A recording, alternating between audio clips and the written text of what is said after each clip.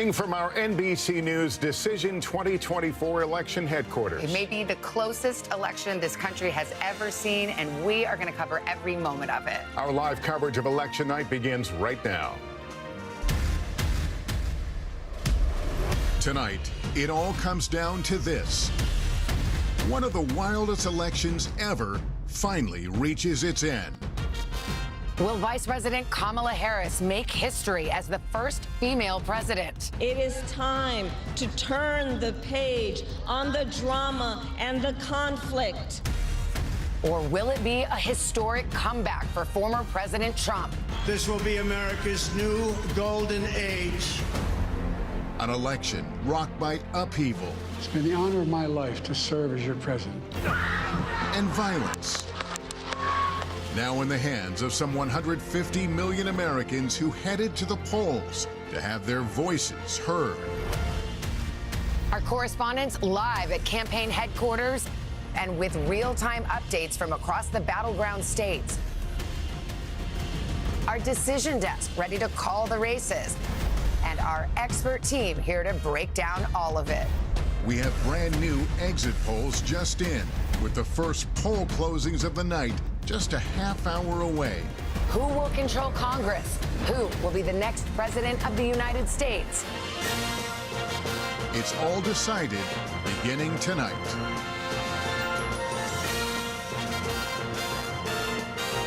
From NBC News, Decision 2024. Live from Democracy Plaza at Rockefeller Center.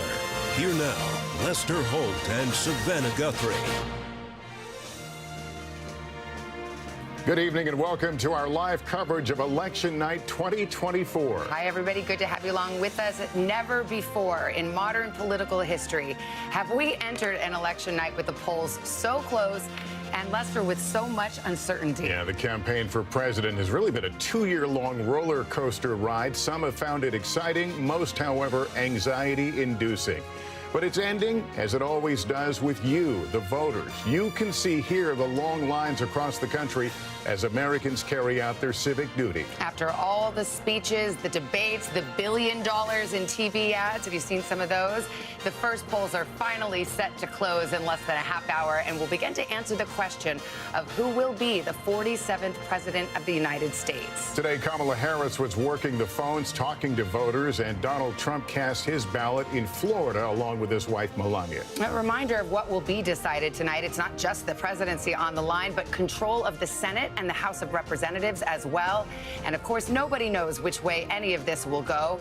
As we look at Democracy Plaza outside Rockefeller Center here in the heart of New York, we see the key number tonight. You'll see it a lot. 270. That is the number of electoral college votes a candidate needs to win the White House.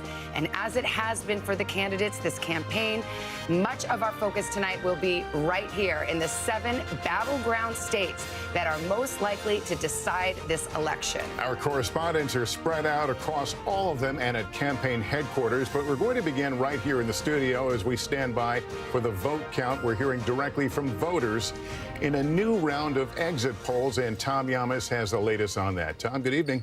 Lester and Savannah, great to be with you tonight. So we asked voters as they voted, right after they left, who they wanted to vote for. 34 on here. Eyebrows were raised. It would have been the economy. Democracy. 1% for the vice president, 44% for Trump. Savannah? Well, these are early exit polls, and we should mention that we don't have full information and people are still voting. But let's go back to this most important issue. I think some eyebrows were raised when state of democracy becomes the top issue. Some people think, oh, does that favor the Democrats? Is that January 6th, that kind of thing? It means different things to different people. Yeah, and we're going to be completely transparent tonight. It was surprising to us as well, because you think maybe the top issue would have been the economy, abortion, or immigration, or you look. Lester, let's get right. Later this evening, this is her alma mater at Harris headquarters in Washington, D.C., campaign officials telling him they're feeling confident about the young voter turnout so far. What are you hearing, Peter? 270. We mentioned it. It is the magic number tonight. That is what it will take to win the White House. Each campaign says they have multiple paths to get to that magic number. So let's get back to Tom Yamas at the big board, because this is the big picture. Yeah. Here's the map. The gray areas are the battleground states, and there are various ways to get to that. Terribly optimistic. Thank you. Let's bring in Kristen Welker now, moderator of Meet the President. Kristen, what are you looking for tonight? Some early indications that suggest one or more of those paths we just talked about are real.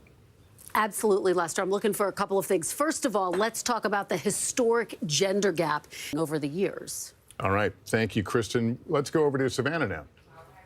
Poll closings are about to start in 7 o'clock Eastern time, including in the battleground of Georgia. And if you've ever wondered how we're able to call some of these races so quickly, stay put. We're going to take you inside. We'll show you how.